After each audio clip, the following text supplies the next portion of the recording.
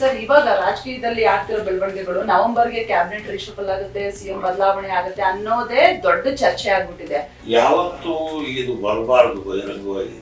ಇದು ರಾಜಕೀಯ ಪಕ್ಷಗಳು ಯಾವತ್ತೂ ಕೂಡ ಇಂಥ ಚರ್ಚೆಗಳನ್ನ ಸಾರ್ವಜನಿಕವಾಗಿ ಚರ್ಚೆ ಮಾಡ್ತಕ್ಕಂಥದ್ದು ದೇಶದ ದೃಷ್ಟಿಯಿಂದ, ಸರ್ಕಾರದ ದೃಷ್ಟಿಯಿಂದ ಉತ್ತಮವಾದಂಥದ್ದಲ್ಲ. ಒಂದು. ಎರಡನೇದು, ಬದಲಾವಣೆ ಆಗತ್ತೆ, ಬೇರೆಯವ್ರು ಬರ್ತಾರೆ, ಏನೂ ಇಲ್ಲ, ಈ ಗ್ಲಾಸ್ನಾಗ ನೀರು ತೆಗೆದು ಆ ಗ್ಲಾಸ್ಗೆ ಹಾಕಿದಂಗೆ.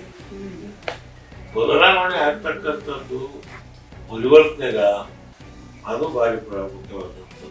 ಅದು ನಮ್ಮ ಕಣ್ಣಿಗೆ ಕಾಣ್ತಾ ಇಲ್ಲ. ಸರ್ಕಾರಗಳು ಬಂತು, ಪಂಚ ಯೋಜನೆಗಳನ್ನು ಕೊಟ್ಟರು, ಗ್ಯಾರಂಟಿಗಳನ್ನು ಕೊಟ್ಟರು, ಅದು ಚಾಕ್ಲೇಟ್ ಹಂಚತಕ್ಕಂಥದ್ದು ಹಂಚಿದ್ದಾರೆ.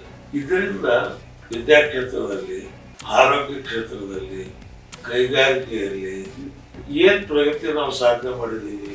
ನಿರುದ್ಯೋಗ ನಿವಾರಣೆ ಆಗಿದೆಯಾ? ಕೂತಿದ್ದವನಿಗೆ ಕುಬೇರ ಕೊಟ್ಟರು ಸಾಕಾಗಲ್ಲ ಅಂತೀವಿ ನಾವು.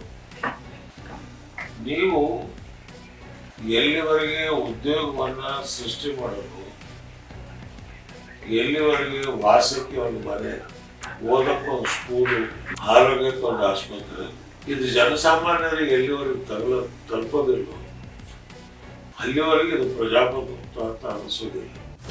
ಪೂರ್ತಿ ಎಪಿಸೋಡ್ ನೋಡಲು first view Kannada channel subscribe ಮಾಡಿ.